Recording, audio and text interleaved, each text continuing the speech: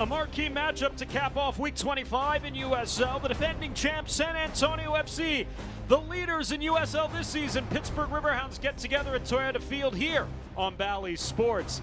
And these two clubs come into tonight doing things a little bit differently. For San Antonio FC, they lead USL in goals, 49 of them this year. Pittsburgh, well, they're amongst the stingiest of groups, 12 clean sheets on the season. We say hello from the broadcast booth along with Katie Goodman. I'm Dan Weiss. Great to have you with us this evening. And not only two great teams, Katie, but two great players in a battle atop the Golden Boot race. Tani Oluwaseyi and Albert Dikwa go head-to-head tonight. Such a fantastic addition here to the San Antonio FC squad. As you can see, he just always manages to get on the end of it because he knows how to make those runs into really dangerous places. Throws keepers off all the time. Again, you can see there, pulls the keeper out, manages to get that chip shot going, and San Antonio is loving it. As for Dikwa, 2 goals already this week to tie Tani atop the Golden Boot race in their victory against Hartford, and he'll be one to watch tonight for SAFC. Again, another guy who's always in the right place at the right time, whether he's picking up a scrap ball or whether he's created that movement himself. As you can see there, teammates doing a great job to hold off the defenders while he finds the open space. He seems to always find the open space. You've got to keep an eye on him. Give me your keys tonight for both clubs here as they try to get a leg up on one another. Well, here's the thing about Pittsburgh is that we know that in the first 10-15 minutes, last couple of games, they have scored goals. So you have to come in hot with high intensity. That's something that if anyone can do it, it's San Antonio FC with that high press mindset. On the flip side, there's a lot. They always have that weak side open. San Antonio does. And so if Pittsburgh can find that weak side and then also get up into the corners to get the cross off, it's going to create a little bit of trouble there for San Antonio.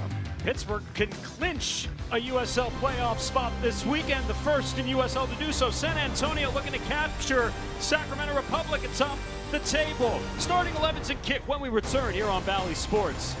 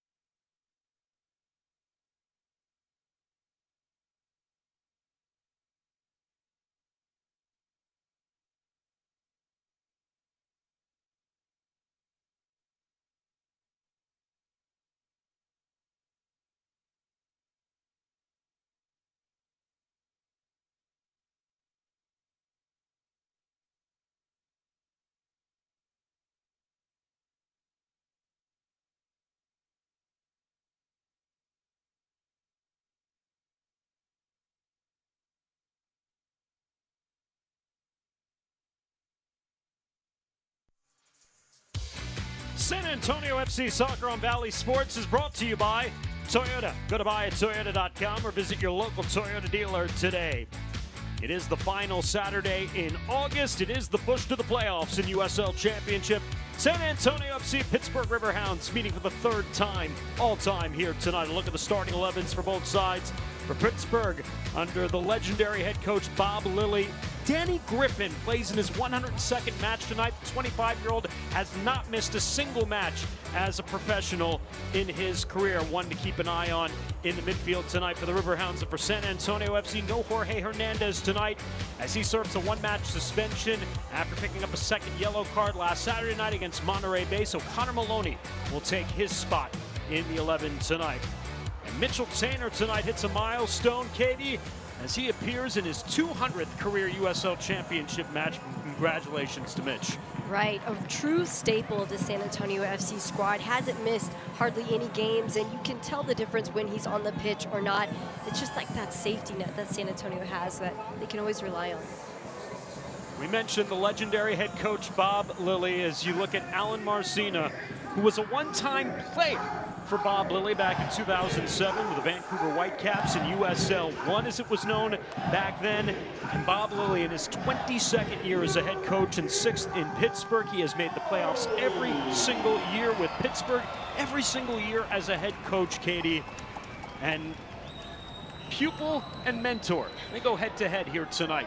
You know, I can imagine it's not super fun playing against one of your former coaches. I feel like they'd know way too much about my psyche going into this game. But, hey, this is going to be the true standoff here. And he's going to be able to see, you know, what he's been able to create on both sides of the ball. We are underway. Glad to have you along on Valley Sports with Katie Goodman and our entire crew. I'm Dan Weiss. Thanks for joining us for this marquee showdown. San Antonio FC and Pittsburgh Riverhounds. San Antonio tonight in their black and silver kits and the pinstripe black shorts. Pittsburgh in their yellow kits tonight in gray shorts. As mentioned, this is the third all-time meeting between these clubs and the third in as many seasons. Last year at Highmark Stadium, along the Three Rivers in Pittsburgh, it was Carter Manley who scored in the 86th minute to give SAFC a 1-0 win. 2 years ago here at Toyota Field, it was the former Riverhound, now Monterey Bay striker Alex Dixon, who scored in the 90th minute to preserve a 1-1 draw for the Riverhounds on the road. Right, and this team, they really cover all parts of the field. I mean, not really a single weak link that I can identify, at least from a player perspective on this side. And, you know, they're one of those teams that if they're down goals, it motivates them and they come back with a vengeance. So whether you're up early or you're trying to come back. Dangerous there. Jordan Farr is able to climb the ladder as he gets his first touch on the ball tonight. Quickly releases. Connor Maloney is going to play a little bit more attack-minded tonight in the place of Jorge Hernandez getting forward here. In a spot we saw Connor last year in the USL Championship playoffs. And boy, did he deliver big time against Colorado Springs. His first ever goal scored in USL, and what a time for it. Right, I mean, you saw it there with that hustle. Whatever position he's in, there's going to be a ton of hustle. It's going to be a physical battle. And, of course, he has the skill set to really do anything from any position on the field. So, interesting to see what he's able to do here tonight. This is Jome trying to serve into the box. It'll be a throw for San Antonio FC. Kickoff tonight, temperature 98 degrees. Not a lot of humidity, though. Pretty nice breeze coming out of the southeast, about 10 miles an hour. This is the last 8 p.m. local time start of the season here in San Antonio. As we move into September, everything will go back to normal 7:30. And yeah, the sun fully down now here is, I know the temperature may not say it, but we actually are getting closer to that fall equinox coming up in about a month's time or so. Yeah, fall equinox, even when it does get here, it's still really not manageable weather until what, maybe November, December. And even at 98 degrees, we were just told there will be no hydration breaks tonight. So we'll see whether Pittsburgh can keep up with the elements here, which usually they'll play with the humidity in western Pennsylvania. Tonight they'll have to deal with the dry heat of South Texas. Rita Zoo here. What a run it's been for Rita in the month of August as San Antonio regroups in the midfield. Ja'Cory Hayes over the top. Tani Oluwaseyi unable to run that one down. It's a good mindset to get there in and behind. Just a little bit too much oomph on that ball. And again, another one of those guys you just can't blink on because it might seem like an impossible ball to get to, and somehow he manages to do it.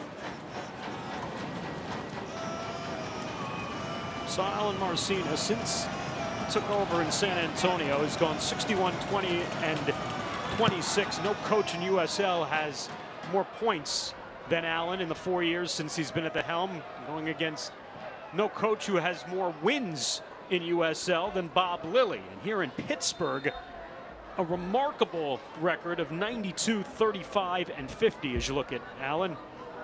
Played 6 matches under Bob Lilly at Vancouver back in the 2007 season. And Riverhounds looking to get forward here early with Robbie Mertz coming on strong, and Jordan Farr will go to ground to snag that one. Great work there from Farr, coming off his line with speed.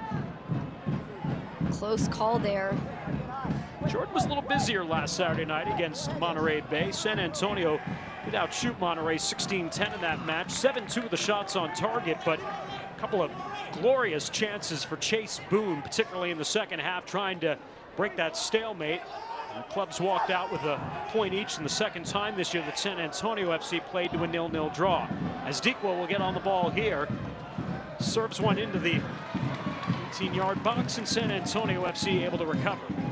Fantastic track back there from Gomez, and yes, Dikwa getting a lot of attention, but we also have to hand it to Shurumi because he's one of those guys who does a fantastic job of just holding defenders off the ball and creating space in behind.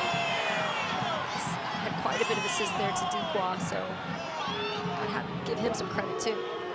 Biasi. As Carter Manley will pull it down. We'll see how San Antonio FC with a fresh week and a fresh set of legs approaches tonight. They've been the best in USL Championship at getting off on their front foot. 12 goals in the opening quarter hour is the most in USL. Pittsburgh Riverhounds playing their second match of the week.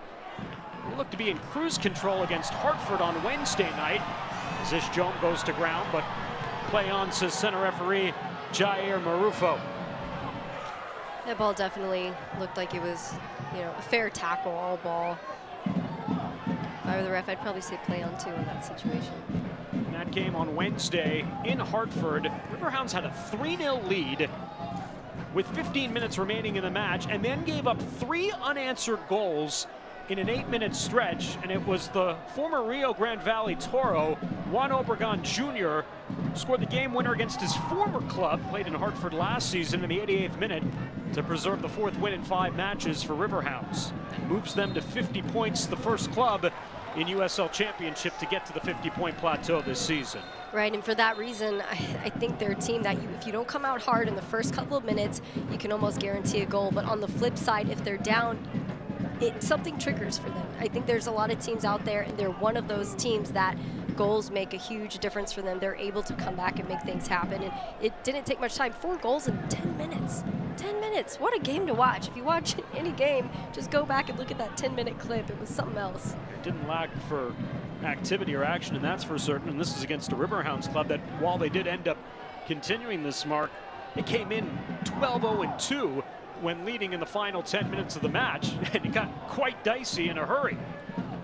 Obregon Jr. was able to put it away for Riverhounds, and now Oluwaseyi trying to get free. And San Antonio chips it along, but at the very last moment, it's just put over goal. And a tremendous job by the right back, Arturo Ordonez, who perhaps saves one off the line and deliver us the first corner of the match. Let's have a look back at that here. Great chip in. Patino using that strength, athleticism just to get on the end of it. And of course, Arturo Ordonez, he says, nope, not today. Again, this Pittsburgh team is a very different team under this high press. That's Ordonez who will head it away. Good clearance there. But as mentioned, the times where Hartford, Connecticut were scoring and effective, they came out with a higher press mentality. If you're pressuring that back line, it has an absolute trickle effect for this team. Tolo Shawunmi was an All-American in New Hampshire as he sends one across the face, a goal, but no one to get on the end of it. And the throw to San Antonio FC. And there's Shawunmi, the native of London, England.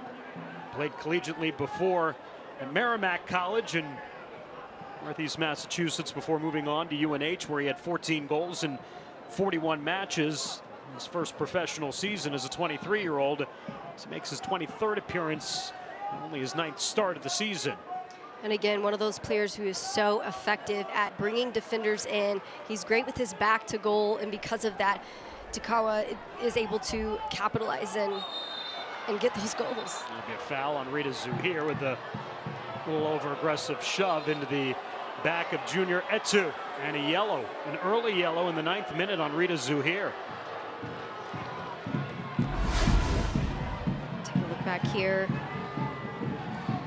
Anytime you have hands in the upper back, it's not a good sign. sight there from the ref. Third caution of the season on Rita Zuhair. 7 goals, second on the club in 16 matches.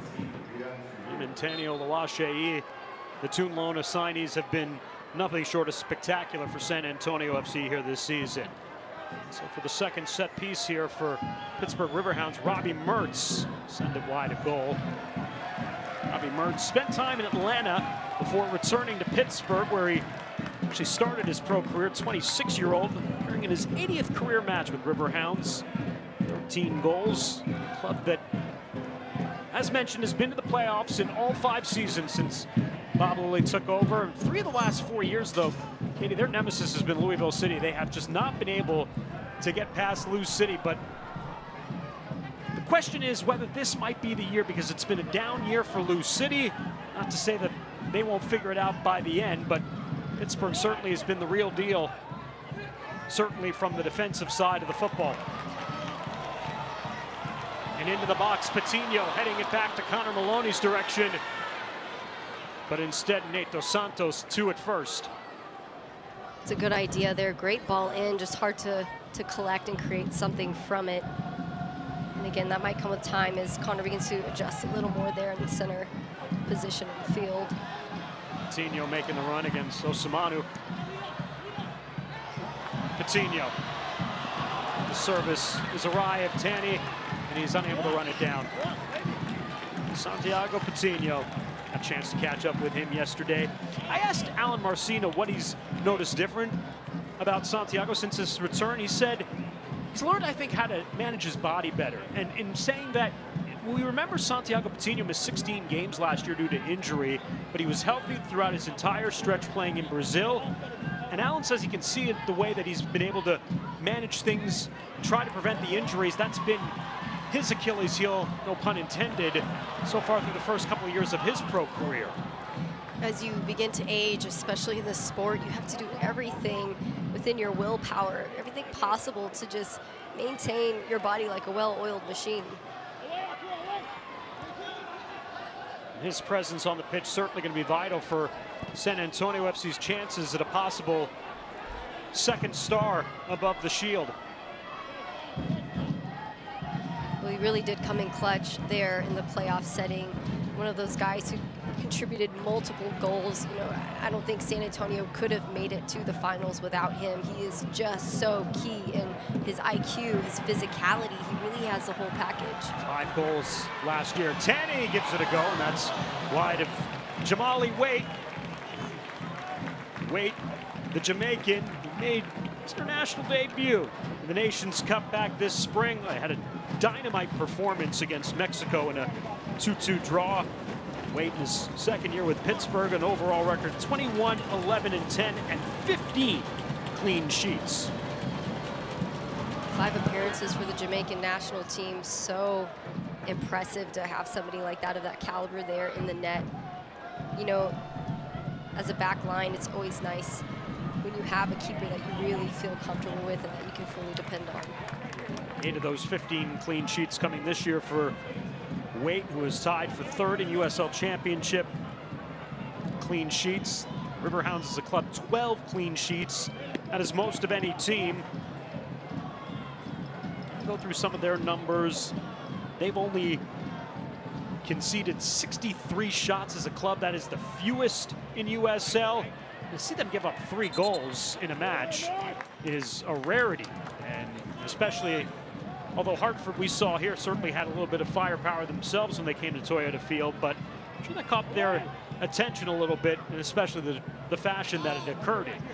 Yeah, well, I mean, in that second half, coach had subbed out as many people as he could for Hartford, and it made a huge difference. They changed the formation a bit. Nice cutback here, and clipped out of the box. As I mentioned, they changed the formation a bit. They came in with a little bit higher press. Of course, the ref's going to call that one. A foul on Albert Dikwa. Dikwa had a career year last season for Pittsburgh at 11 goals. He's already exceeded that with 14 here in 21 matches. He also missed some time back in June with a broken collarbone. 30 goals in 75 career appearances, and Here's your golden boot race right now here. Up to the minute, Tani Oluwaseyi and Albert Dikwa tied with 14, one ahead of Russell Cicerone of Sacramento, and 2 off is Danny Trejo for Phoenix Rising. Zoo here balloons one to the back post and will go out of play. Last season, he made quite a statement as well, 11 goals, 4 assists, and he decided to just come in this season and blow that number out the water. Been a bit of a late bloomer, 25 years of age, in his 7th pro season. These are currently 2 of his best seasons of his career. Native of Cameroon. There's so much that goes into really being the highest tip-top quality player, and sometimes that just takes time to mature into what that even means. You know, covering every single base on and off the field makes all the difference, and sometimes it's coaching too, just learning principles, being put in the right spot around the right people. So many different varying factors for these athletes.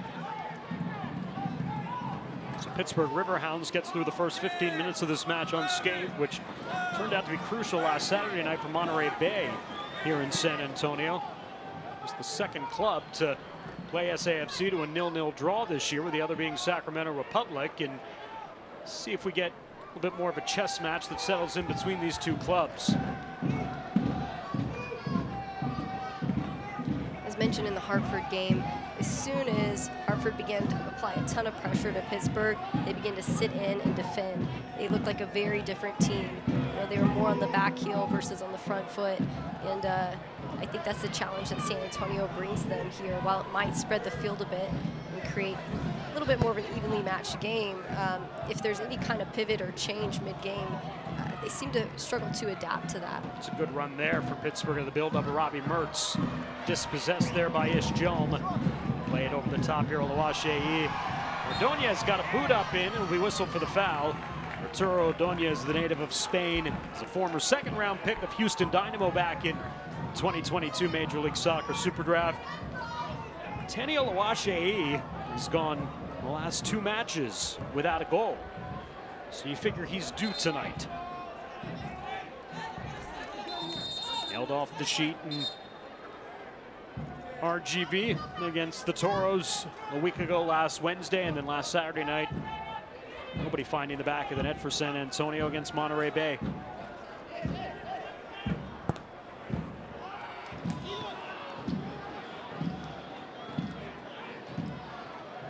Etu gets clipped up. It's Junior Etu, came over from Tampa Bay Rowdies in the offseason. 2 missed significant time, 6 weeks with a broken arm. Also scored fastest goal in Pittsburgh Riverhounds history earlier this year, back on June the 10th, 21 seconds into the match. Makes you wonder how the ball even makes it down the field that quick. Might be possible. Chip shot. Tola Shawunmi.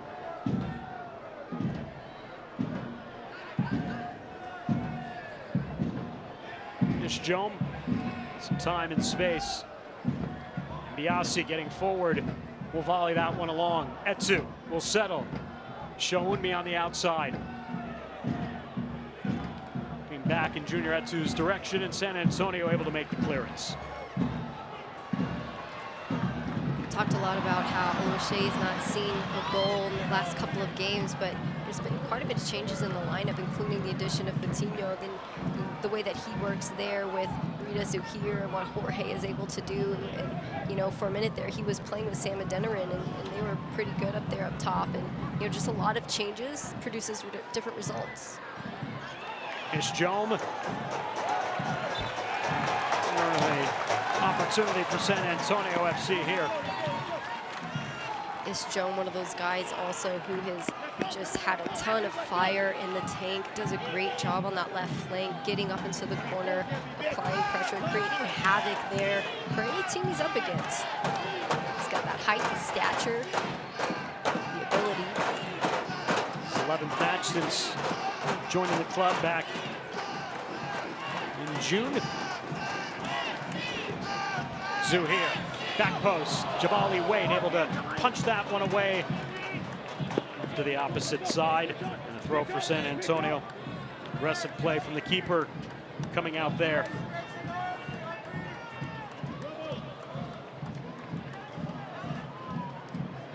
Take a look back at it.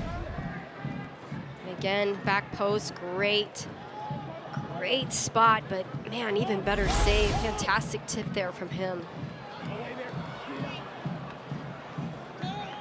San Antonio will concede it back to him. One of the ways that Hartford had scored in that last matchup was off a corner, just unmarked. It seemed that there's just a bit of a mental lapse there for Pittsburgh for a total of about 8 minutes, and sometimes that's all it takes. And both these clubs, particularly if they can get out on their front foot, the way they play after the fact. For the last few seasons, if you're San Antonio FC, unbeaten in their last 57 with a first goal, and on cue an opportunity for Pittsburgh and defended out with Dikwa making the run, and Riverhounds will get their first corner of the match. What a tackle there from Tainer in the box. It's always really nerve-wracking to go for that there, but it was clean, it was all ball, and as you could see, did his best to get himself out of the way. Dikwa not happy about it, understandably so, but good stuff there. And as for Pittsburgh, just to finish that thought, they're 12-0-2 when getting the first goal of the match just this season alone.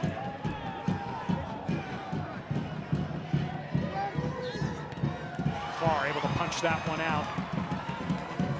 Griffin will settle back. Biasi, top of the box. Mark Ibarra over the top. And an opportunity there, and Shawumi went down. He was hoping for a penalty that was not to be. I would have to look back at that one, but it didn't exactly look the cleanest that I've seen. And a yellow to Ish Jome. And a collision against Mark Ibarra here in the midfield, coming in the 22nd minute. So already 2 yellows in the SAFC midfield here in the opening half hour. San Antonio, you know, it's always going to be a physical matchup, but it's quite a few yellows pretty early on here. Let's look back at that collision. Seemed accidental. I was on the ball. Mertz. Pittsburgh keeps it alive. Zuhair. And now they'll award the ball back to Jordan Farr. Anyway, you were talking about the physical play of San Antonio FC. Katie, these are actually clubs 1 and 2 in USL Championship when it comes to fouls conceded. Pittsburgh number 1, 406. SAFC number 2 at 379. So what you're saying is this is probably going to be a pretty chippy match. So we're par for the course at the moment. And on cue, Taniola Washei called for the foul there as he rides the back of Luke Biasi. You see Robbie Mertz wearing the armband tonight as the captain, and that's because Kenardo Forbes, the normal captain, starts the night on the bench, the USL Championship's all-time leader in assists, 61 of them. 47 here in Pittsburgh, but 35 years of age as Dikwa goes to ground and we play on. His minutes will be limited tonight here, the second match of the week for Riverhounds.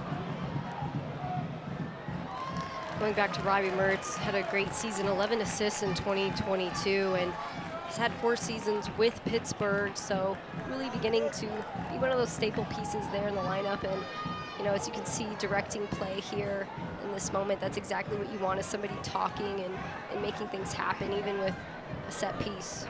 He's a Pittsburgh native too, as Robbie Mertz getting a chance to play for his hometown club.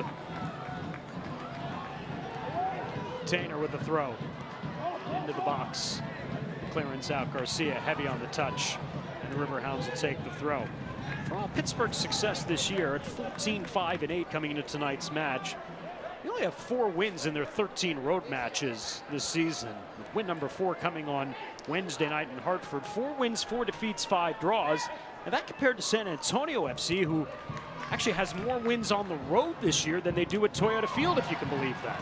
Right, they seem to have struggled to find the back of the net at times, have had a couple of draws here at the home pitch, but I mean, last game was much better. RGV FC, that game. We saw a show out there from Patino, from Rita Zuhir, really taking care of business from the center of the field. And thus, when you think about the significance of tonight's match and possible USL Championship final, remember the first tiebreaker in USL Championship for the playoff races is head-to-head matchups. So this one becomes crucial. A potential host bid for the USL Championship final at stake here tonight. So a lot more to play for. Etsu gives it a go with his left, and that's over the bar. And the difference in the USL Championship playoffs this season, too, as compared to last season, is last year, you remember, top overall seed in both conferences got a bye in the first round. That does not exist this season. It is a straight 8-team playoff bracket. One plays 8, 2, 7, 3, 6, 4, 5. And no reseeding as well, with just the higher seed getting to host in each round going forward. That's difficult because as a team who's put in the work all season long, you know, a lot of times that bye game makes all the difference. But I guess it moves things on a little bit faster if you start going head-to-head right away. Well, when I asked Alan yesterday about that first round bye not existing this year, he said, you know what, we actually haven't even really thought about it. Got to get there first, I guess. Try to chase down Sacramento Republic, and you know whether #1 overall really carries as much significance this year as compared to last season. They were able to take a break. And Alan said he was a little concerned in that first match against Oakland Roots last year because wasn't sure what kind of team he was going to get after such a long layoff. But of course it ended up, I would say, working out pretty good. And maybe that first round playoff bye, that's true. That I mean, might actually be something you want to continue on with. Right. I mean, well, it does make sense. It can throw teams off their rhythm if they have a little bit too much downtime or rest. And of course, you don't want to schedule a scrimmage right before a final or a playoff match. So it's kind of a weird spot to be in for some teams in those instances.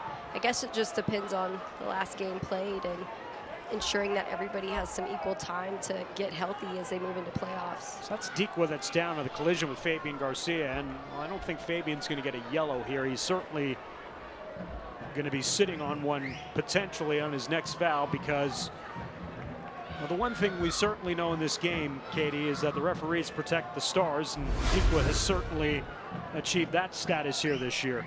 Right. Well, he's one of those guys who has his name circled on the sheet, and if you look at that replay, clearly a hand there behind the neck and into the upper back, making it really difficult for him to receive that ball. Fabian Garcia very lucky he did not get a card on that one.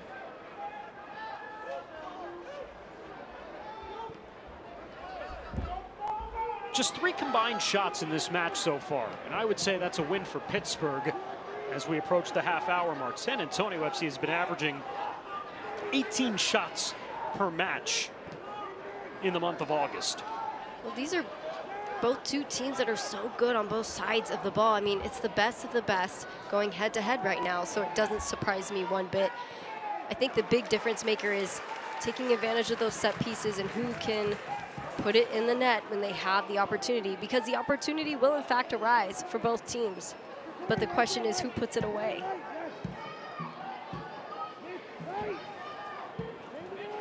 Marcina going into this knew it was not going to be a high-scoring match. More of a chess match, so to speak. Robbie Mertz, back post, headed out. Griffin, and a notion for a moment, and now we'll peel it off to Biasi. Return ball, Danny Griffin, can he get to it? Keeps it in play, trying to search out Mark Ibarra. It'll be a throw to Pittsburgh. Mark Ibarra picked up his first career goal Wednesday night in the win against Hartford. The former Big Ten midfielder of the year at the University of Michigan in 2021. It's goal #1 in his 50th career match with the Riverhounds. Between him and Danny Griffin, they do such a great job of pushing forward and dropping. Ibarra, typically more of the defensive midfielder, but they really read each other so well in the way that they switch and create space there. It's so dangerous at the top of the 18. Ibarra known for his late runs, getting on the end of those. So just something to be aware of for San Antonio FC, which I'm sure they are. And that's heavy from Shounmi.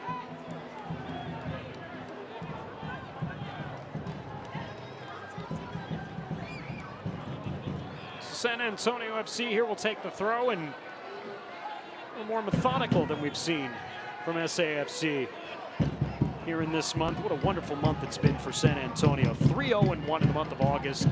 They've outscored the opposition 7-2. 2 goals conceded in 4 matches. We talk as much as we do about the aerial fireworks for San Antonio FC, but their back line has done its part here in the 8th month of the calendar year. Right, I mean, as we saw in that last couple 5-10 minutes, really under fire in those moments and just doing a good job to hold it together. And as I had mentioned in the keys, Pittsburgh is doing a great job of getting up into the corner and getting those crosses in. They know the backside is open typically, but you have Shannon dropping there in the back and just making things difficult. Dikwa, Ibarra, showing me making the run, and instead Pittsburgh will get forward. Showing me edge of the box. Kind of cut back here on Carter Manley. Slips past him, trying to slide it across. And a good recovery there for Shannon Gomez. Showing me doing everything he could to hold Manley off in that situation, to the point of where I was beginning to wonder if that wasn't going to be a call, but the ref said play on. The offside flag does come up here at the end. A half hour in. It was well done from Pittsburgh, who tactically is as organized as any team in USL. I asked Alan Marcina about his old coach Bob Lilly, and he said, you know, Bob is just a guy he demands so much of his players. He's blue collar, which of course really I think embodies the spirit of a city like Pittsburgh as well too. So it's a perfect match, coach and community. And his players know what to expect. You hear Alan talk about his old coach, and there's a lot of similarities in the two philosophies of both coaches. Both demand a lot of their players. Both have a style that, you know, may not work with every single club, but it's worked for both of these clubs, and the success that they've had for Pittsburgh now for 6 years under Bob Lilly, and for San Antonio 4 great seasons under Alan Marcina. Yes, a very unique style of play, that ball compactness, something that San Antonio FC does so well. Main difference here is that when Pittsburgh is under pressure, they tend to sit a little bit deeper, whereas San Antonio is still continuing with that high press mindset. Good read there from Ordonez. Zuhir. Patsinha. It's Connor Maloney making the overlapping run. They try to search out Oluwaseyi, and it's going to be a corner. Jamali Wade couldn't keep it in play. San Antonio will get their 3rd corner of the match.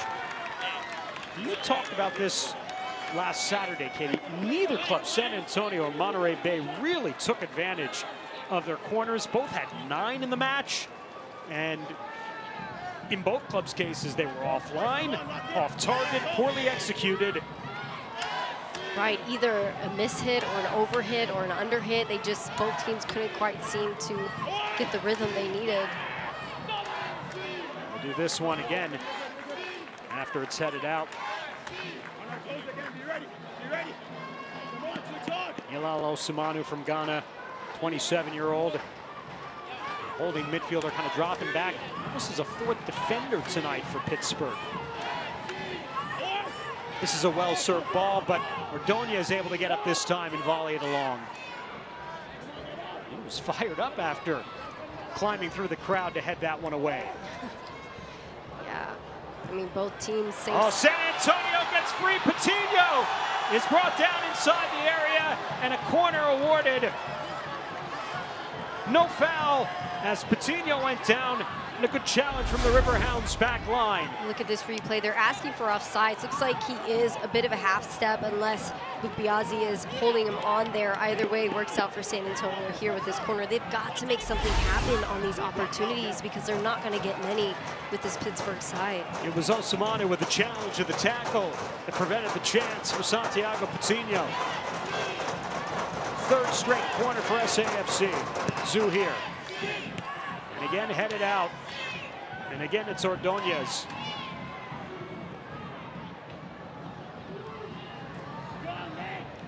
Tainer trying to keep that one moving, and earn San Antonio a 4th consecutive corner. It's a good look there from Shannon Gomez, understanding that, hey, we need to keep this pressure high and immediate and instant, and worked out there for them.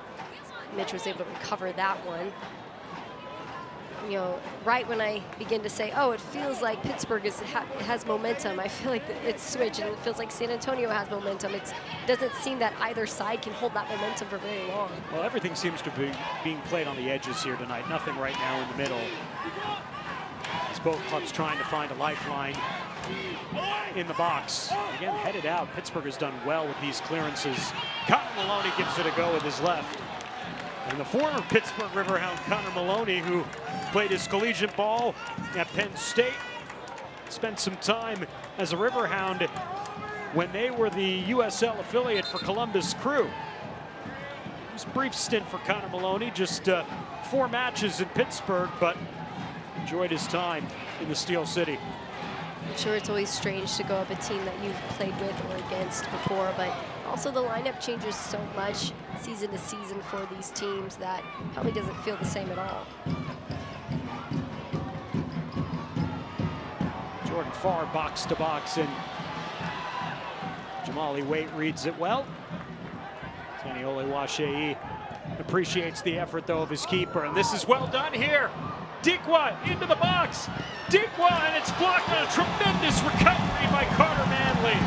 As that broke down defensively for San Antonio FC, but what a recovery from Carter Manley to perhaps save a goal. Carter Manley with the defensive tackle of the game, possibly. Look at this, lays himself out, just gets there just in time to make it a little bit easier there on Farr.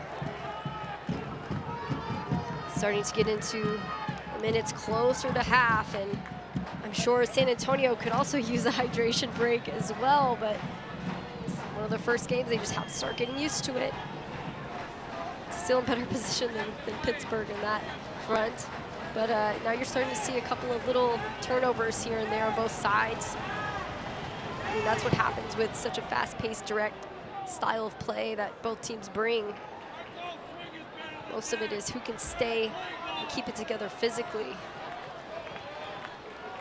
And if you're San Antonio, the important point is to maintain your style, maintain your poise, because it's a different match than what it's been in terms of ease of creating chances over the last few weeks. They've had plenty of chances against their opposition. Not the case here tonight so far through the first 37 minutes. Right, where you talk about how there hasn't been a ton going through the midfield. Both teams are eager to get into the attack. That's their MO. Get into the attack quickly. Don't waste time. Be direct. But sometimes you got to find a little bit of patience in these moments. Find the seams, stir things up, and you know, it really goes the same for both sides. And there's only been 3 goals combined in the first 2 meetings between these sides. 1-1 here at Toyota Field in 2021, and San Antonio pulling out the 1-0 win last year in Pittsburgh.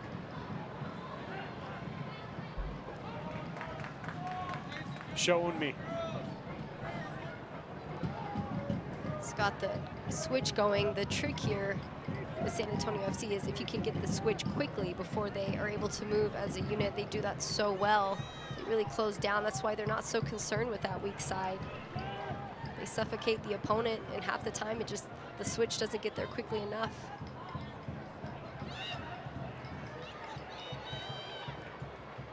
Showing me will switch this time, but beyond the reach of Biasi. San Antonio will take the throw.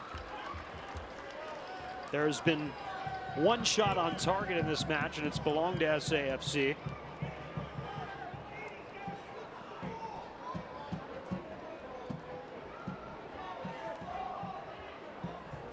Looking a little tired there. Again, just minutes to go until half creeps up. Robbie Mertz, Dikwa, and Fabian Garcia will dispossess him.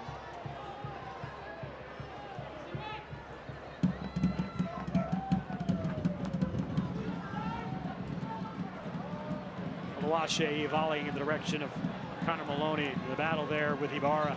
Shannon Gomez, Maloney. And this is good from San Antonio. The return ball, Rita Zuhir knocked in the box. Maloney! And the chance turned away. Played well by Jamali Wade. Connor Maloney gets really the first golden opportunity on frame of the match for San Antonio. Great service in there from Shannon, and Rita Zuhir closed down, but look at that turn there from Maloney. What a great look. Better save, but I'm really liking Maloney here in this attacking midfielder, kind of forward supporting position. He just has that fire in the tank, that spark that you need up there.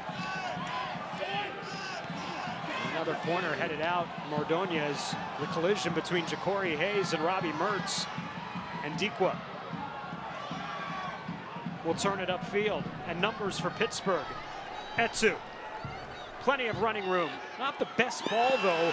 Trying to return to Danny Griffin, and that's a break for San Antonio. Connor Maloney doing great work there on both sides of the pitch. Well, Ja'Cory Hayes has got to get back on side here. Teddy Oluwaseyi, he jumps over the attack. Oluwaseyi, it's punched away by Jamali Wade.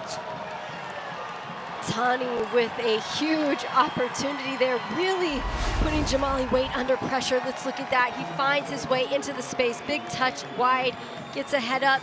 Who's the support? Nope, gonna take it himself. Nice deflection there. Also had Ja'Cory Hayes as a supporting role. Could have taken that shot too, but I don't blame him there for taking himself either. So a couple chances in the last few minutes for San Antonio as it's opened up for them a little bit here. Zuhir will serve up already the 8th corner of the half for SAFC.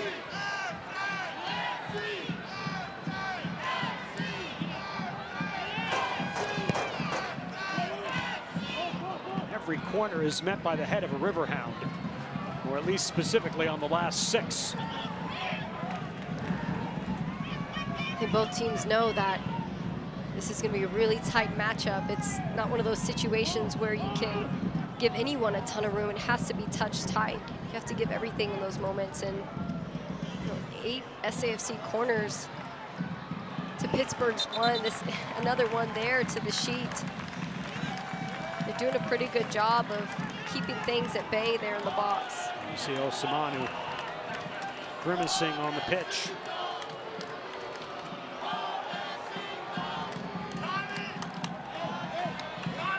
Get back to his feet. See, that's out. A yell in pain. The play, though, of Dos Santos, and particularly Arturo Ordonez, though, on defending these corners so far has been nothing short of remarkable for Pittsburgh.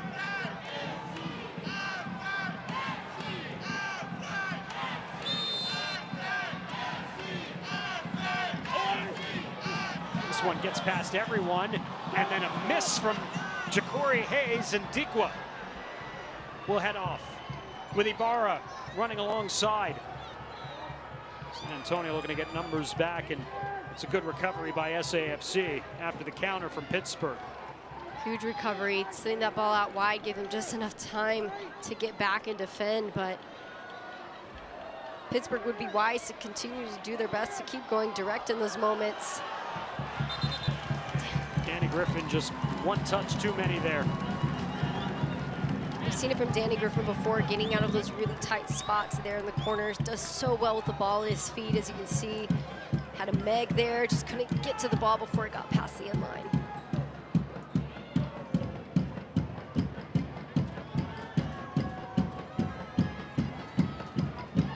So for the first 35 minutes, it was a lot of, as I mentioned before, playing along the edges for both sides. The last couple of trips up the field for San Antonio FC, they've generated shots on target on the keeper, Jamali Wade, making him work here. He's got 3 saves on the 5 shots. It seems that the opportunities for San Antonio are of a little bit more quality, getting themselves into really good positions, not only in that final attacking third, but it's the balls that are coming out of the center midfield and from their outside backs. And maybe the best chance for Pittsburgh was one that didn't even result in a shot, and that was the recovery by Carter Manley stopping Dikwa. Huge play, and it makes sense why coach has him back there. I mean, he could miss a ton of games, but if he's on the pitch and he is starting, you can guarantee that he is giving more than 100%. Should be limited added time here at the end of the first half. Maloney, Oluwaseyi, 3 converge on him. His release is defended away. Tough situation there. Tani doing a great job to pull defenders in. The question is, where's the support behind that? The open shot, the late run. Garcia. Tanner, a look up. Splits through. There's Jome behind the ball on that service. Times it can be hard to be patient when you have a team sitting back so much, super compact, not putting a ton of pressure there on the back line. Sometimes that's when these types of moments happen.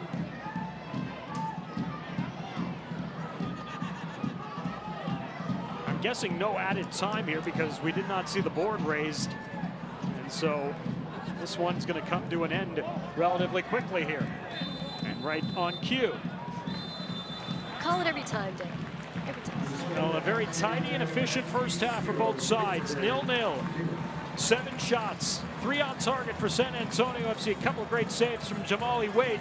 But we're 0-0 in a possible USL Championship final preview here tonight at Toyota Field. It's been a showcase of 2 of the best, and we still got something to settle here in the next 45 minutes. Halftime comes up next here on Bally Sports.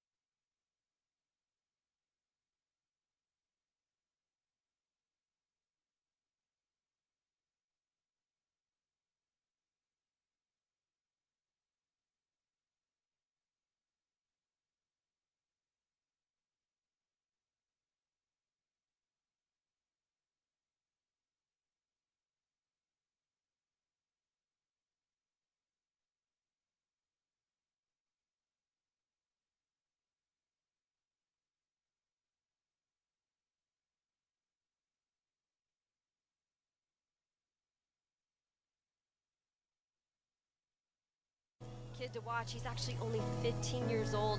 Dazi Ozuna.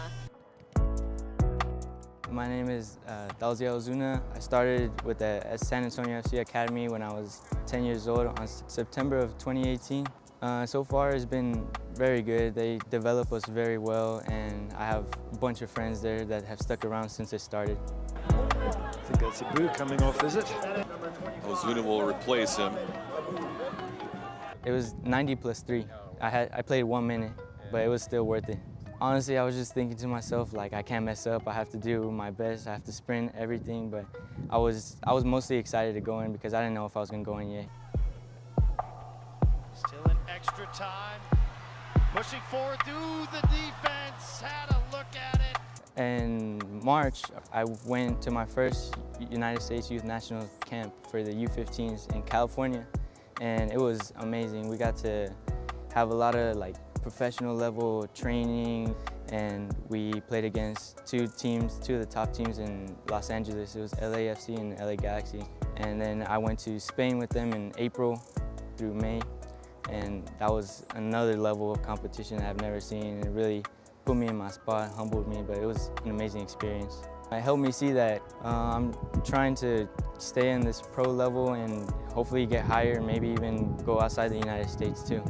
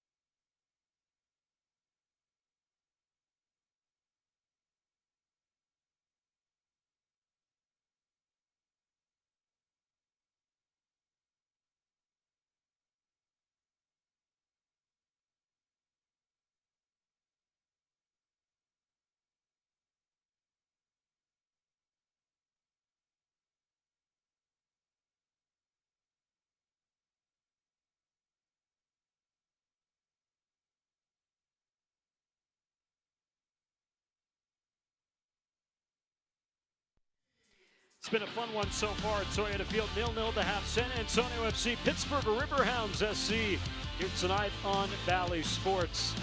As we say hello once again from the broadcast booth with Katie Goodman, I'm Dan Weiss. Thanks for joining us.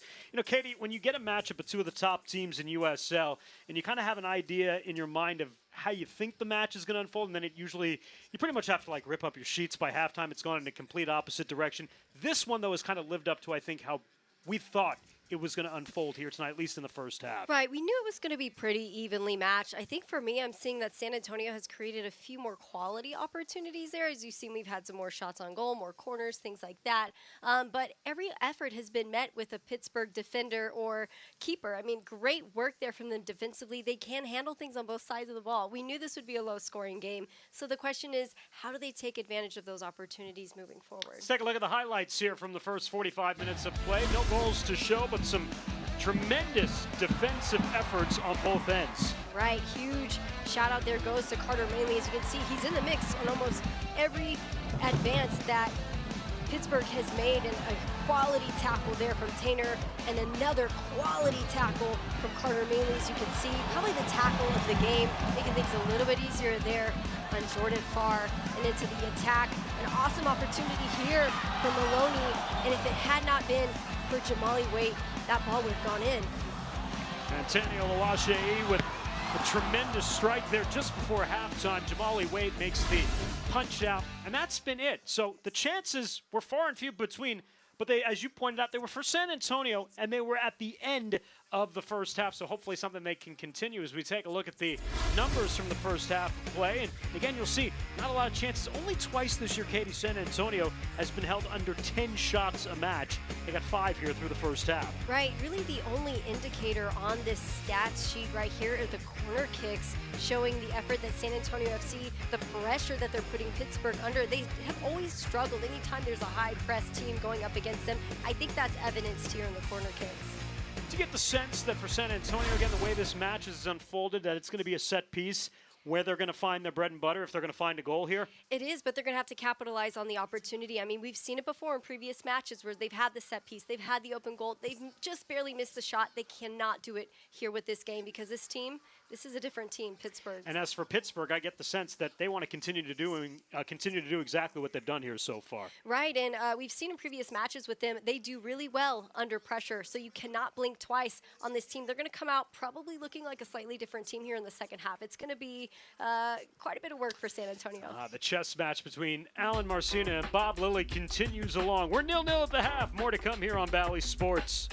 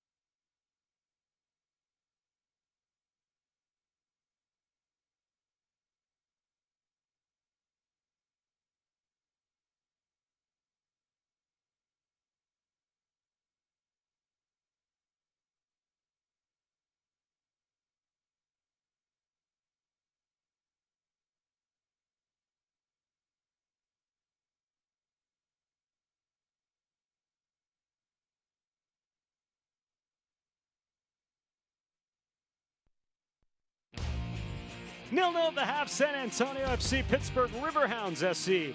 Here on a Saturday night, and the final Saturday in the month of August in the USL Championship season as week 25 comes to a conclusion. Here we take a look at scores from around the rest of the league. How about El Paso Locomotive? A 2-0 win. It's their first victory since June 14th as they snap an 11-match winless streak. They're the first club in USL history to have a 12-match unbeaten streak and an 11-match winless streak in the same season. Lou City with a victory at home over Oakland Roots. San Diego late holding off Rio Grande Valley. And then later tonight, Colorado Springs takes on Monterey Bay. Phoenix against Las Vegas. And Sacramento Republic playing at their old stadium tonight, celebrating their history in Northern California as they'll take on Orange County SC. And that'll come up later tonight. Second half coming up on the other side. Katie rejoins me next here on Valley Sports.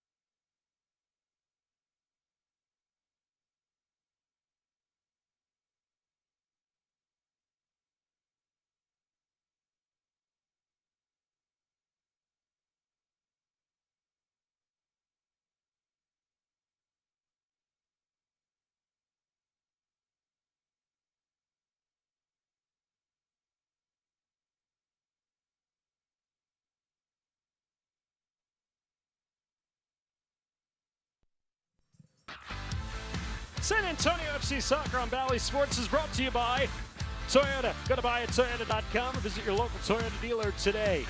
Second half about to begin here at Toyota Field. 0-0 San Antonio. Pittsburgh Riverhounds wraps up a 3-match homestand tonight. San Antonio hits the road for a 3-match trip. Begins Wednesday night down in the Valley against RGV, followed by matches at Tulsa and Colorado Springs before they return home against Tampa Bay on the 16th of September. Match coming up on Wednesday night we'll have for you right here on Valley Sports as well. 7 o'clock, San Antonio FC and RGV in the final Copa Tejas showdown of the season for both sides. Now that's going to be a real showdown. Both Texas teams bringing so much quality here to this USL Championship League, and I think it means a lot more to each other when they're playing there for the Texas Copa hat trophy. I don't know if you've seen it, that silver cowboy hat. Looks great on a shelf. SAFC captured it last year. 1 point on Wednesday gives them back-to-back Copa Tejas Cups. That'll be Wednesday night. Business at hand, though, here to begin the second half. With Katie Goodman and our crew, I'm Dan Weiss. Thanks for tagging along on Valley Sports this evening. No changes at the half. As Robbie Mertz on the right side will get forward here. Biasi. Dos Santos calling for the switch. Biasi trying to dribble away from Ish Jome, and finally will release to Nate Dos Santos. High press for San Antonio to begin here in the second half, and comes to their benefit here. Patino with a brush off the defender. Osamanu was able to get back. Work it away before Santi had a chance. Shannon Gomez drives one in, defended out by Pittsburgh. Shawunmi. And a foul whistled on Tola Shawunmi in a battle against Carter Manley there. Interesting, considering Manley playing on the ground there. A lot of refs don't like that, even if it is after the fact of a foul. Just shows you how chippy this match is getting. Frustrations at an all-time high. And again, San Antonio doing a great job to advance the field, but just always met with this Pittsburgh defense. Defense has been the star of the first half. Set piece with Rudy Zuhir over the ball. Just drives one in and meets yet another head. And then the chance for Tainer on the second ball ends up in the arms of Jamali Waite. Tainer hustles back. Dikwa able to track it down, lands back to Mitchell Tainer. Trying to lead Ish Jome, and again, it's defended away up the far touchline. That's Robbie Mertz. With a dribble out and away from Ja'Cory Hayes. Pittsburgh will switch. Dos Santos into the middle for Ibarra. Behind Shawunmi.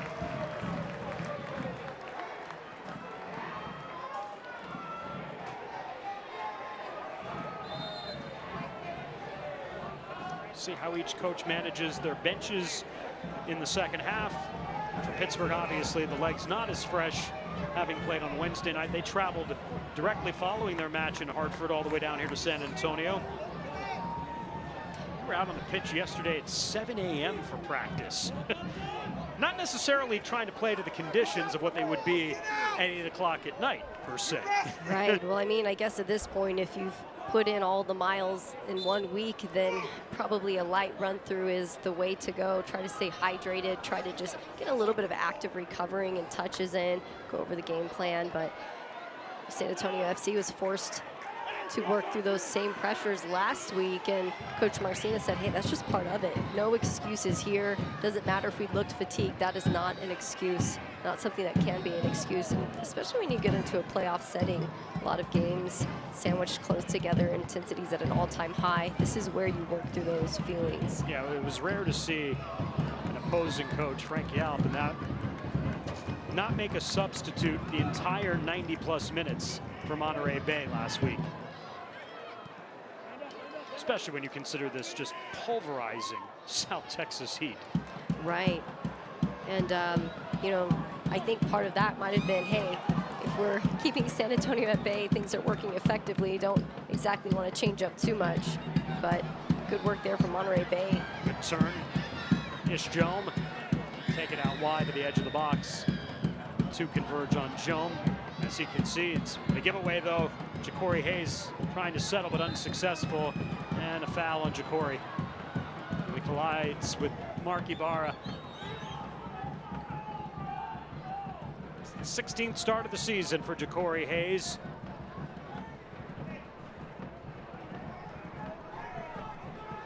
Again, Ja'Cory, one of those guys who can, whether he's starting or coming off the bench, does a pretty good job there to support in the center of the park.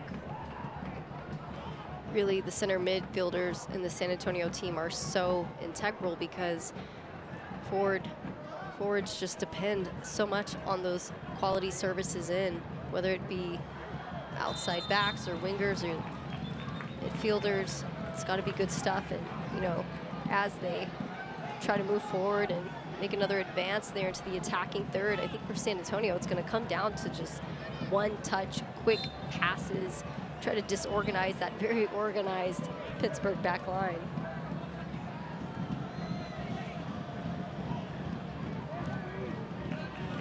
And Katie, they've now gone 4 straight halves here at Toyota Field at San Antonio FC without scoring a goal.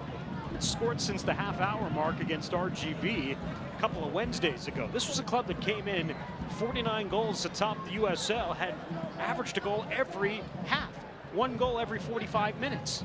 Right, very uncharacteristic of them, no doubt. And for that, I don't know why. You know, I mean, we had talked about fatigue, but I think that's just part of the game, right? So maybe with this one, I think Tani is doing a great job here to read the field, to hold the ball, to try to pull defenders in so that other players can get in behind. But I'd like to see someone do that for him too.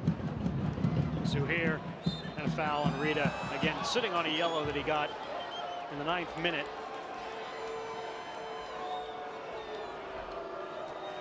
Is Jome also picking up a caution in the 22nd minute.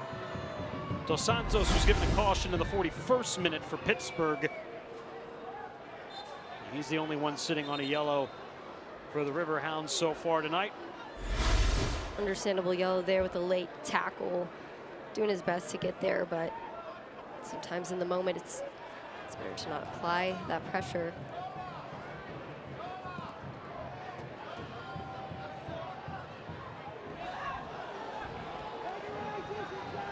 Throw to the Riverhounds.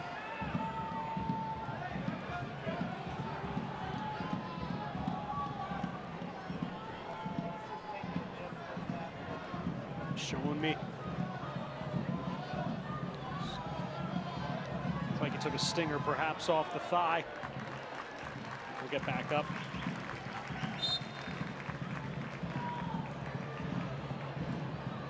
Dos Santos. Showing me. It's Robbie Mertz. This is where a late run from Ibarra would be very efficient. Mertz trying to find a seam.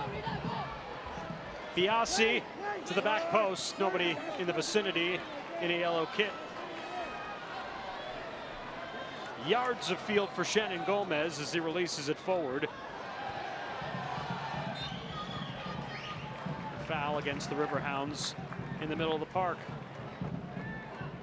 53 minutes in the books, 0-0 at Toyota Field. Riverhounds come into tonight with a magic number of 5 to clinch a 6th consecutive playoff berth under Bob Lilly. Need all 3 here tonight, and some help with Tulsa and Detroit City dropping points. San Antonio FC start talking about their magic number. It's 15 coming into tonight's match. I don't think there's any doubt about whether San Antonio FC is going to clinch yet another playoff berth under Alan Marcina at this point. Got a healthy lead in that department, but obviously still trying to track down Sacramento Republic, who they begin the night 1 point back from the top of the table, and at the same time trying to lock down another home field playoff berth in the opening round. Right, no doubt that this team is going to see the playoffs. The question is, how far can they get in putting themselves in a really good position going into playoffs?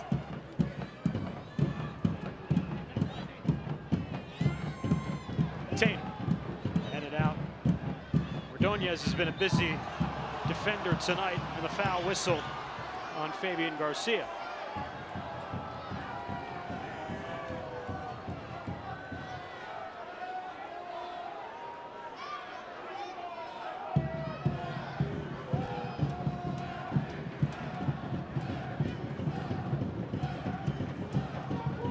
So San Antonio FC, another dogfight here tonight at Toyota Field. The stingiest defensive club, at least when it comes to chances allowed and shots allowed, in the Pittsburgh Riverhounds. 24 goals conceded from Pittsburgh. SAFC has only conceded 26. They're right behind them. But not much tonight for either club. Two good scoring chances for San Antonio at the end of the half from Connor Maloney. And Tani Oluwaseyi has been essentially it. Again, what I mentioned at the half, Katie, only twice this year has San Antonio been held under 10 shots in a match out of 25 matches to this point. They're sitting on 6 right now here, nearly an hour in. A testament to this Pittsburgh team. I mean, their defense has been impeccable. Even when it looks like there's an advancement or a development here from San Antonio, it's quickly shut down. And if you're a club who scores as often as San Antonio does, as Ja'Cory Hayes takes a knock, when does that start to get a little frustrating for a club, when they aren't able to work at ease as they have been on the attacking end for so much of the season? You know, I think it's an opportunity to shed some light on what a team like San Antonio does when it's not so easy, when they reach some serious resistance. And I think so far their mentality has been pretty good. You know, I mean, I think yellow cards are expected, but I'm not seeing anything flagrant or ridiculous, which is always a good sign. But I think it's going to force them to get a little more creative. And I think in the next team that you see them match up against that maybe isn't so difficult, that can actually help them to flourish in the last half of the season. Here's what happened to Ja'Cory Hayes. Actually gets knocked by his own man, Carter Manley, right there with the right boot. Got to be careful with those high kicks. My guess, if that was somebody in a yellow kit, that probably would have been a yellow card on Carter Manley. The fact they got his own guy, you know, fortunately, that will prevent a caution against Carter. Lucky for him, not so lucky for Ja'Cory. A chance for everyone to grab a drink here. Again, as we approach 1 hour in the match, you know, we mentioned these are clubs 1 and 2 when it comes to fouls conceded in USL Championship, and look at how physical it's been tonight for both clubs. Right, I mean, one after the other. Both teams dishing it out here in some world-class tackles, because Pittsburgh has done such a great job to get up in quick transition. San Antonio defense coming in hot, kamikaze style, not letting up anything. 9 fouls conceded by San Antonio at this point, 6 against Pittsburgh, 2 yellows to SAFC, 1 to the Riverhounds to this point. The stalemate continues. Dequat takes a knock from behind by Garcia, and that's the second time Fabian Garcia rides the back of Dequat. And I'm actually surprised he's not going to get a yellow in that instance. Right, seemed like going for the ball. We'll look at it again here, closer look. He works to keep his hands to himself, but it is a shoulder in the back nonetheless. He's early, obviously, on the timing to try to get to that ball, but again, comes out of it without the caution. Ibarra. Dos Santos. Shown me. Dispossessed. A tackle away from Rita Zuhir. Shown me will settle. Griffin. This is good from Pittsburgh. Dos Santos running to the near stick. The best ball, though, it lands down. Dequat just wide left. I think that's some of the best work I've seen from Pittsburgh so far this game. I mean, one touch, tiki-taka, moving through, breaking seams, being patient, and then working to take the opportunity. We'll look at this service in, and Dikwa always seems to find that open space. Jordan Farr keeps it at bay. So Dikwa would have been offside anyway had he been able to put it into the back.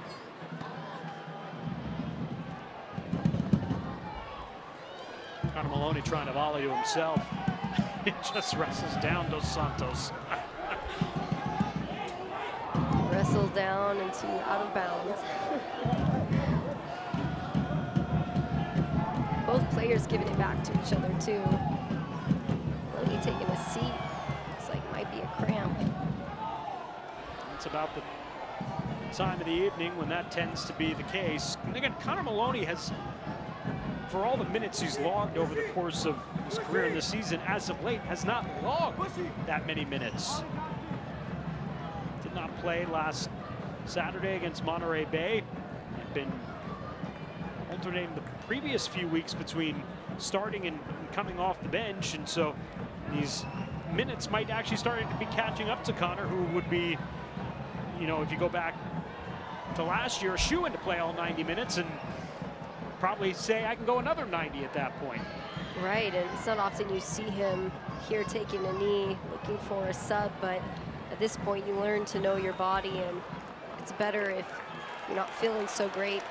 Probably better to take a breather than it is to push through and create an injury. So he'll come off. Ozakar will come on here at the 1 hour mark.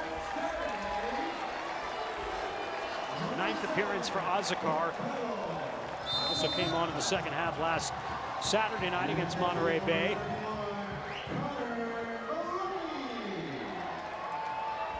Biasi spots Dikwa. Dikwa, the turn. Dikwa able to dribble out. Incredible defense there from Fabian Garcia, applying just enough pressure to not draw the foul. Dikwa has certainly put them in those positions tonight, and SAFC's done well as maybe a handball. Fabian Garcia believes otherwise. And this sets up for a possible dangerous set piece here for Pittsburgh. So dangerous. Perfect view there of the net.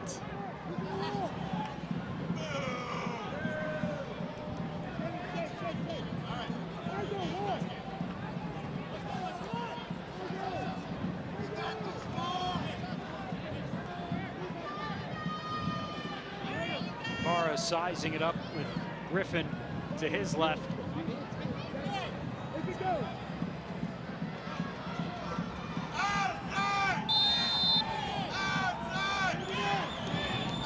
Barra clips one to the back. Ordonez heads it down. Shaoumi fighting for it. San Antonio able to come up with the ball. Well done for Dikwa. Dispossesses Patino. Slips it into the box, but there's Carter Manley. Big touch there from Oluwaseyi, but off of Junior Etu. San Antonio will take the throw. Now it's Dikwa to ground. Almost looks like it went out for a bit there from Oluwaseyi, but ball's back to SAFC nonetheless. Dikwa's just commenting on the fact that his jersey's completely ripped at this point. Almost appealing to the referee. Jordan Farr with a giggle on that one.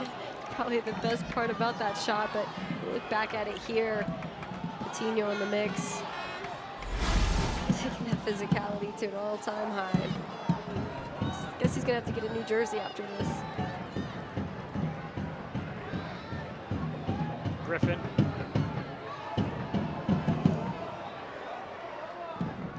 Surveys the scene. Etu lets it ride. Dos Santos. 10.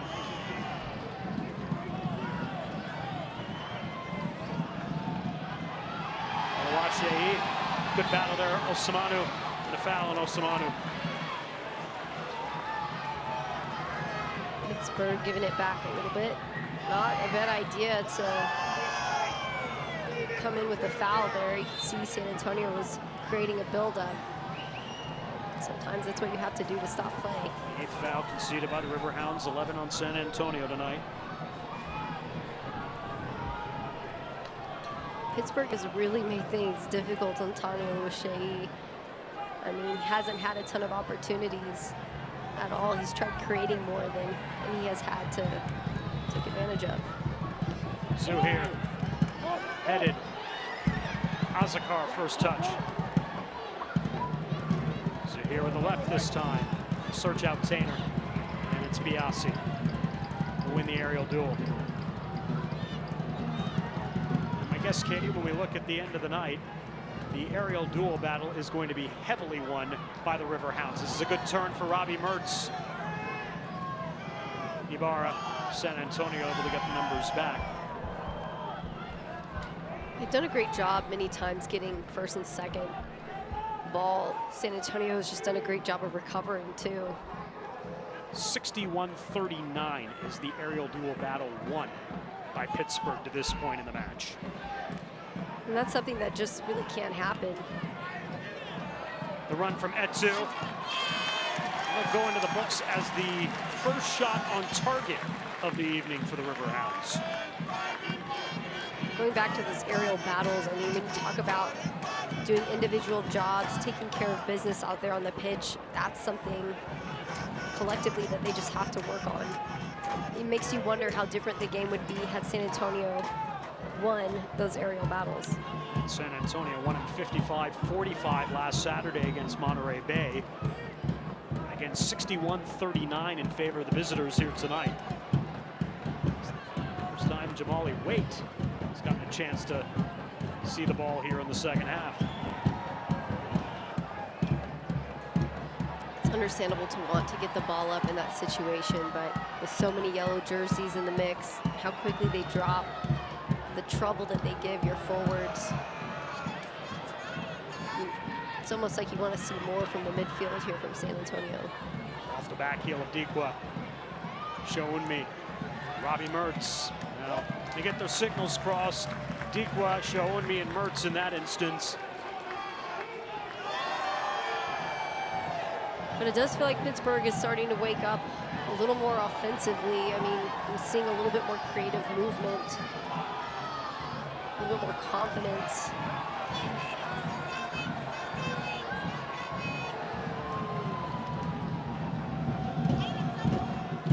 Yes, Joan will get forward. Zoo here. Corey Hayes. Tanny trying to converge with Rita. Dikwa.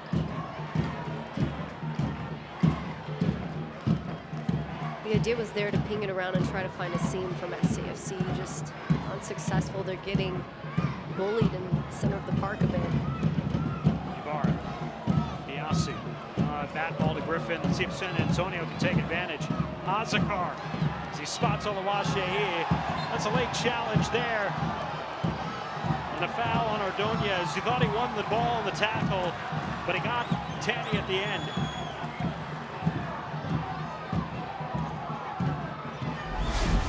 Let's see if that call is what it should be.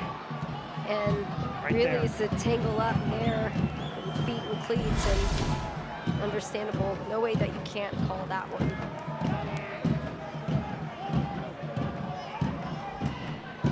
And this is a solid 35 yards out or so, but Rita Zoo here could certainly pinpoint this one into a corner with the power he's got behind his right foot. Honestly, that might be the move here, considering this Pittsburgh defense. Just go for it. Zoo here, wide.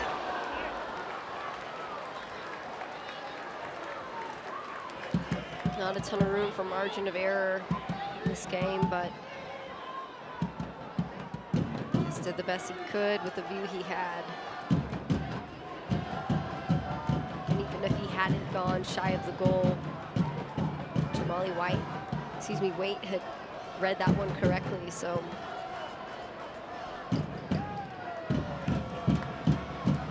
This very well may end up in another 0-0 result, but again, two teams who are known for scoring late too. Let's look back at this. Too much English there for Rita Zuhair on that ball. But again, weight there to receive it, even if it had gone on frame to that lower 90. So good work there from him. Again, it's a little more difficult when the ball has quite a bit of ways to travel. Barra calling for the ball. San Antonio able to win that duel.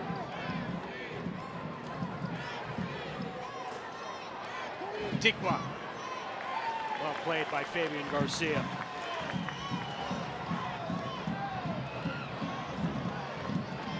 Back to the Riverhounds on the throw as Fabian deposits it into section 125. Ran out of space there, and sometimes when in doubt, best to get it out.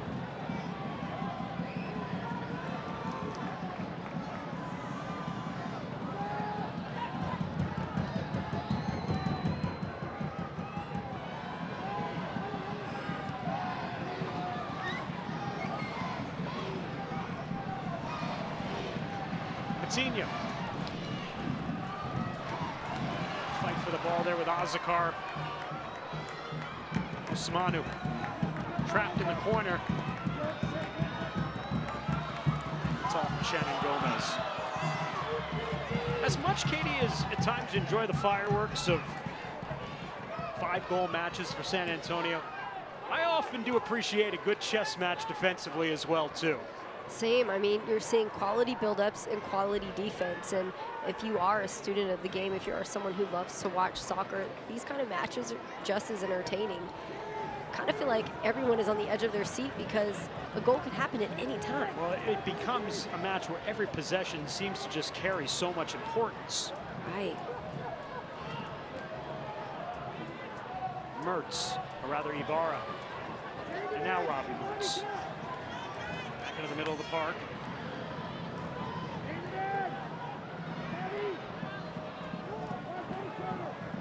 Biasi and Griffin. And it's Griffin. Back to Biasi. And Griffin.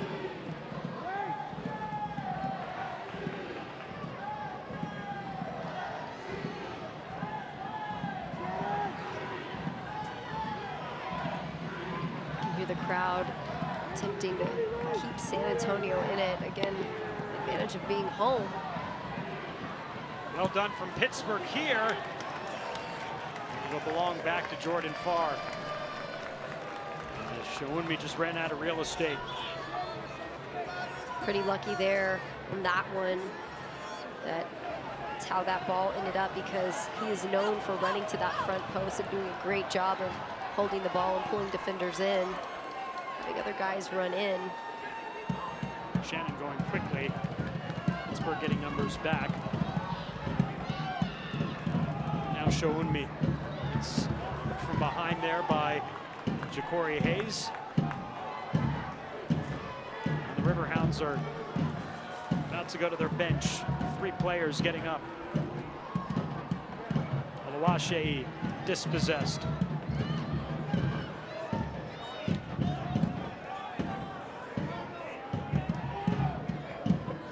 Kenardo Forbes, Juan Obregon Jr., and Joe Farrell all getting set to come on to the match. San Antonio wins the challenge. Azakar. Oluwaseyi. And gets up, wins it away. Slips it to Patino. The turn! Santi puts it wide. And substitutes now for both sides to come on. It'll be Justin Dillon for San Antonio momentarily. You get this last look from Santiago Patino at the work on the field from Tani Oluwaseyi setting it up. My goodness, and the late yellow card, I think, because of that collision, but good work there from Patino to do the best that he could. I mean, that is the absolute best you can do in that situation, and to be able to get the turn off in a shot near frame, that's impressive. So for Pittsburgh, it's Joe Farrell. He'll come on here for Tola Showunmi. Juan Obregon Jr. is on for Hilal Ousmane. And Kenardo Forbes will come on for Robbie Mertz. And on on the other side, it's Justin Dillon who will come on for Santiago Patino, all in the 74th minute. So Patino's night is done. Dillon is on for the 17th time with 3 goals in his bank account. And on the other side, it is the longtime veteran Kenardo Forbes, 35 years of age, in his 18th pro season, in his 171st match as a member of the Pittsburgh Riverhounds. He's like a coach, Katie, on the field, the way he manages the game, and has such a link with his head coach, Bob Lilly, going all the way back to their days in Rochester. I mean, Marcina talked about it. He said it's such an organized team, and it's because of this kind of leadership. Guys who can keep that organization despite the chaos. Juan Obregon Jr. is another player who had success with RGV, playing here in San Antonio for a couple of years. Scored the winner in the 88th minute on Wednesday night in Hartford. Good turn from Rita Zuhir. Azakar. Shannon Gomez, flag is up. And offside. And actually they'll play on, even though the offside flag went up. Now Pittsburgh just wanted to get the reset on the offside. Play to the whistle though. San Antonio's Dillon. Olawashe! Jamali Wade able to recover. Pittsburgh's going to be pretty upset because with that offside flag up, they wanted the immediate reset and the play to stop. Instead, it turns into a chance for San Antonio. Right, and you could see where the ref was trying to let them play on, but good hold there from Justin Dillon, giving Tawny a huge wide open opportunity. Again, Dillon's such a selfless player. You see it from him time and time again. Doesn't show up a ton on the stat sheet, but has that huge presence there up top. Volleyed by Dikwa into the arms of Jordan Farr. Quickly releasing, looking for Dillon. It's Joe Farrell.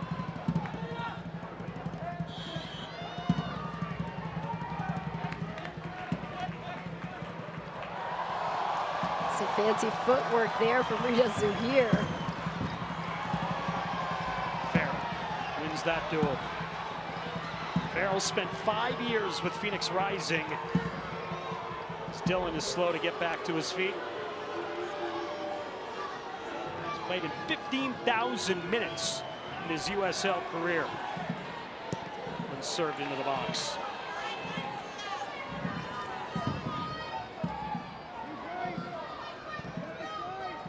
Switches the play. Azakar puts it straight up. Obregon Jr. first touch. Dikwa in the box. Off his back heel. Etu. Edge of the box. Etu. Defended there by Shannon Gomez. Ibarra. Fans applaud the effort of Rita Zuhir and the rest of SAFC. San Antonio's unit really applying some solid pressure here. Good on Rita to get in the way of that service. Lucky deflection. We gave Etu credit for a weak chance on target earlier this half, but official stats have not. They still have Pittsburgh with no chances on target. 2 shots total. Ibarra to that back post. Joan will take it.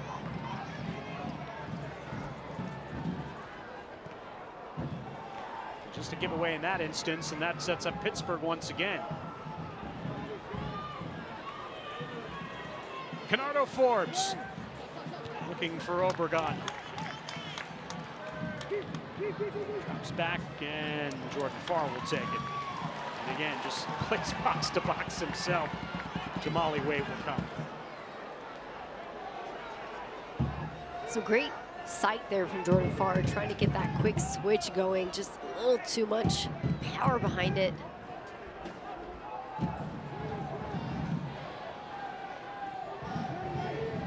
You get what San Antonio tries to do on every single possession, but in a match like this where possessions are so important, is that something you think maybe twice about giving up the possession of the ball so easily?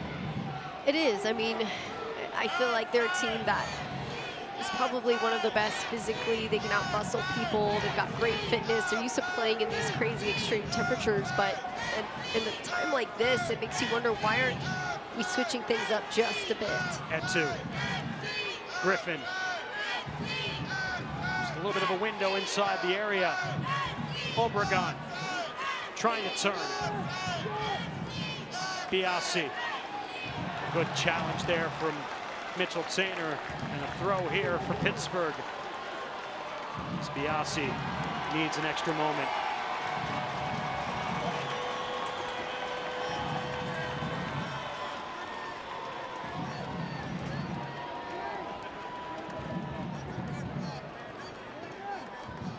Biasi in Ndikwa's direction. Good step up here. Jom just gives it away once again. Attempt blocked back out. Taniela able to make the slip pass. He's met there. Joe Farrell came out to defend. 10 minutes remaining until full time. Seems to be 2 guys on Taniela at all times, which makes you wonder who else is open. That's where you want those supporting runs from midfield. Gomez concedes. Obregon does the same. Azakar, his former teammate in RGV.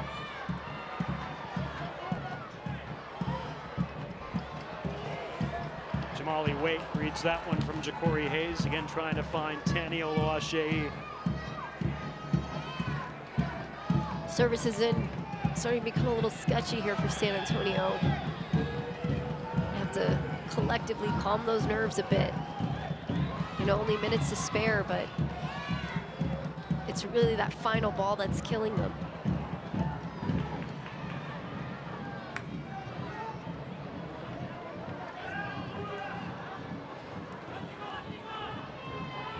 Three on the road upcoming for San Antonio. They head to RGV for a Wednesday night match. Have that one for you here on Bally Sports. Pittsburgh, their next match, be at home taking on Loudoun United.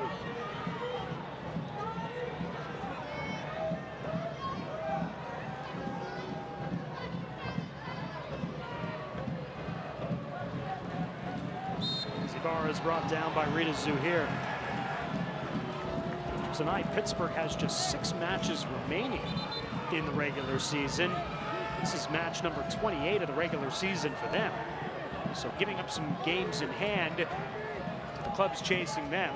One of those being Tampa Bay. San Antonio FC will see coming up on their next homestand in the middle of September. Second all-time meeting between SAFC and the Tampa Bay Rowdies. Leonardo Forbes, that service, and nobody in the vicinity.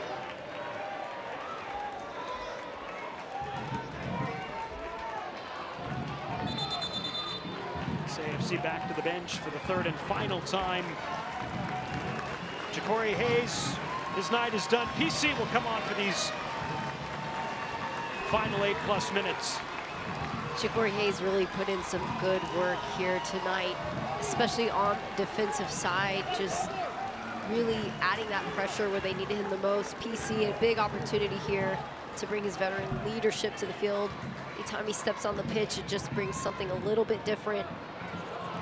Oh, Obregon and Ndikwa kind of got crossed up there. Who was going to take the ball? Pittsburgh's going to end up with a throw, but that had the reckonings of being much more dangerous than it ended up being.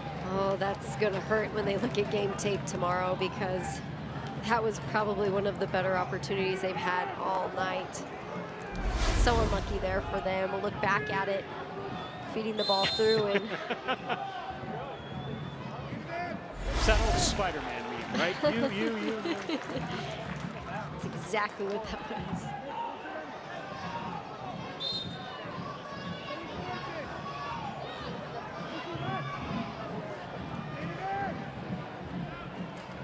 Junior Etsu, defended by Shannon Gomez. Etsu to the byline.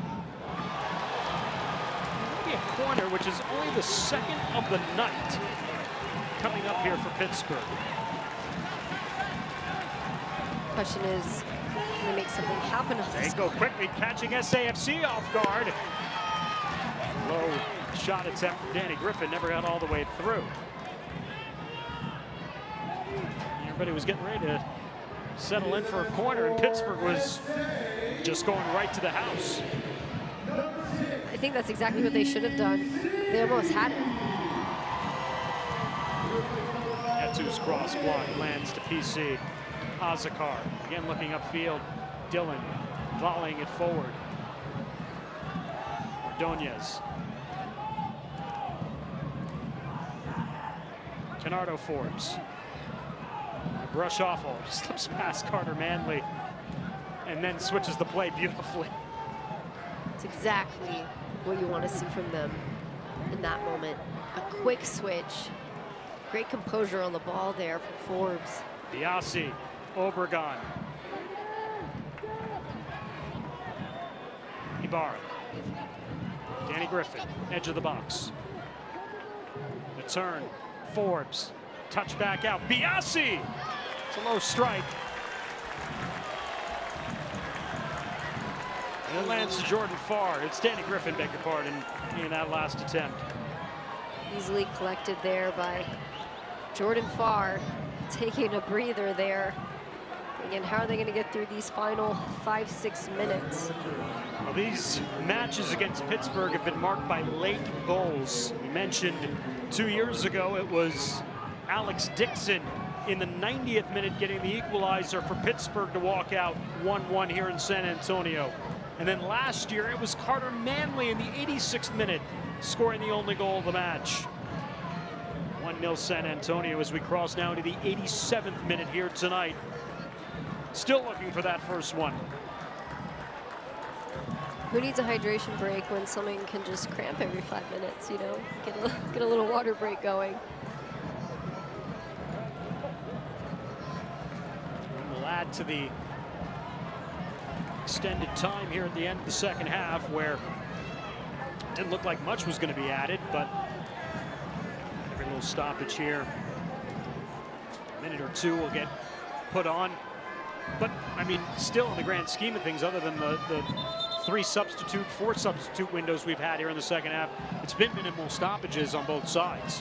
Right. I don't think there's going to be a ton of extra time here at the end of this half.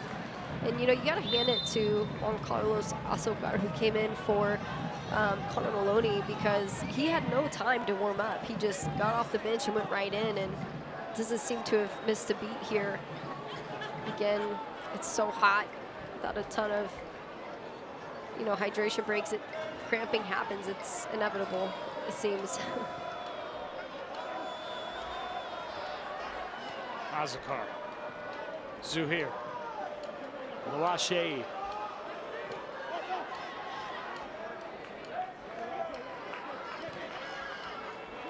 Shannon Gomez. Zuhair. Well defended from Dos Santos. Gonna be a corner. 10th of the night for San Antonio. Really quality football all the way around. I mean, just the composure, the possession here from San Antonio, trying to be patient, cook it a little bit, try to find that seam, and as soon as they went for it, well defended. Dequa's night is done. It'll be Trevor Zwetsloot, the defender, who will come on here for these last few minutes. So you get the sense of Pittsburgh's mentality at this point. They're playing for 0-0 right now. Dequa's had his moments tonight. He will not break the tie, at least in his avenue, with Tanny Oluwaseyi on the Golden Boot race. Still time for Tanny to do so on his end.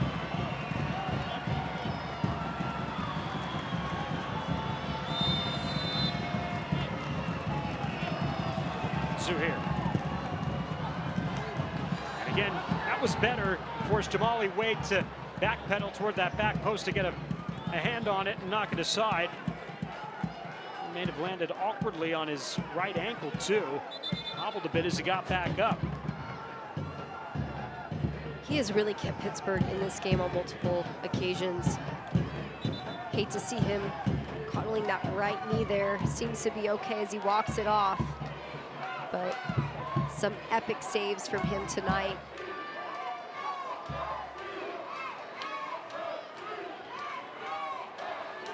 SAFC had found that trying to play towards the middle of the box not been to their benefit on those corner opportunities. This time they tried to force Jamali White, or Waite rather, into making a save into the back post, and Waite was up to the task.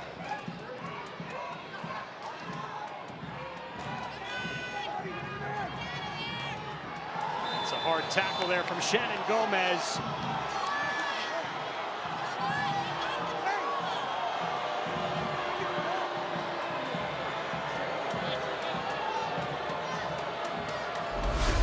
Seen some really quality tackling from Shannon so far, but let's look at it at this angle.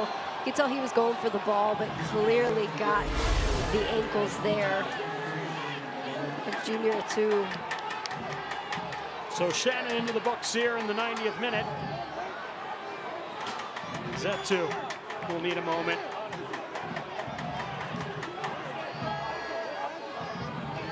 Sixth caution of the season on Shannon Gomez.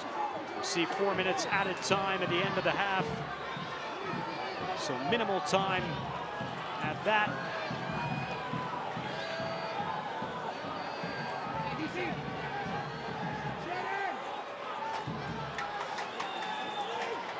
Pittsburgh getting ready to go and make their final substitute momentarily as well.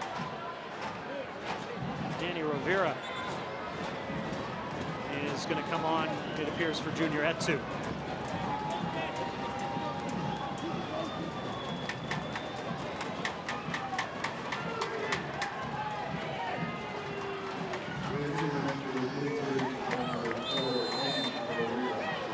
Might get another minute, considering that sequence in itself took about a minute's worth of time, so we'll keep our eye on the clock. Meanwhile, this ball back post, and the offside flag came up anyway. Danny Griffin trying to track it down.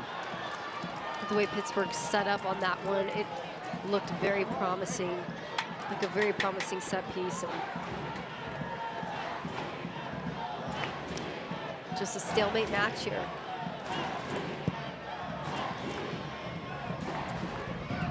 Is there magic, though, to be had late, deep into the night here in South Texas?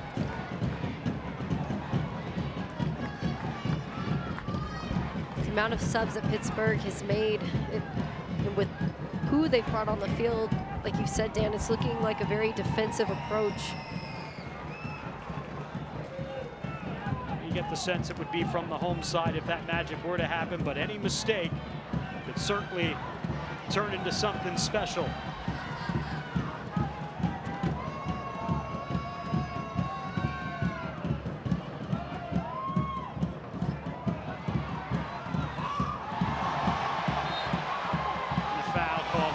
As he goes hard into Carter Manley. Svetslut is a native of Auckland, New Zealand. San Antonio not happy with the challenge there. Not sure how that one was not a foul. I mean, that was a football tackle, shoulder to shoulder. I mean, Carter Manley's neck, like it had a bit of a whiplash there too.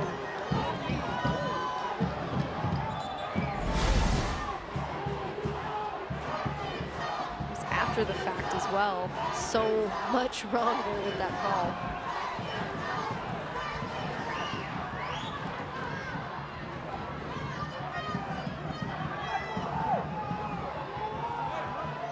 SAFC fans not hesitant to speak their mind either. Well, to your point, Katie, like I couldn't tell whether he'd called a foul or a throw. Bob Lilly was pointing to the touchline for a throw. San Antonio's got the ball spotted as if it was a foul and a free kick. Looking like a change in the call on that one. I still feel like the center ref was in a position to have eyes on that tackle. I mean, even if he had misunderstood the call from the sideline ref, he should have been able to know that, hey, that's a foul.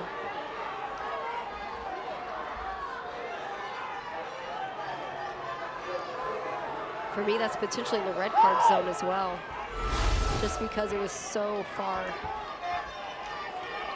away from the ball and after the fact. Well, we've played the 4 minutes, but I would say out of actual football, we've played 30 seconds in this 4 minutes.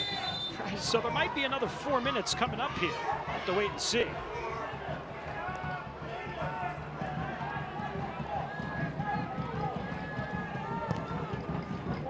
Garcia serves that one up.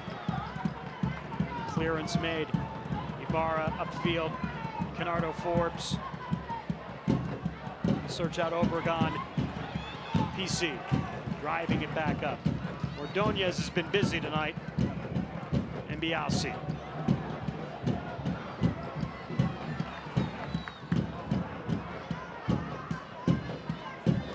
Svetslu. Forbes. Good run here for Griffin. Into the box, trying to search out Obregon. The throw for Pittsburgh. They go quickly. Griffin. Canardo Forbes. Giveaway there for the captain. Ball in the air. Volleyed forward. Tainer. Ibarra. Svetslu.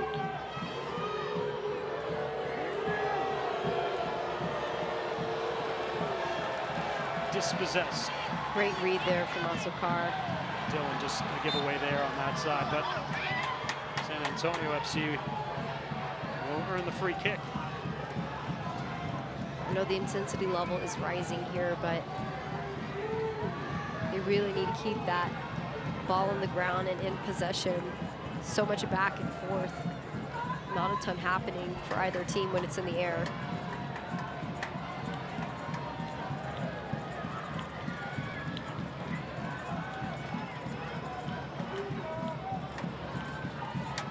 Everybody forward for San Antonio. Far.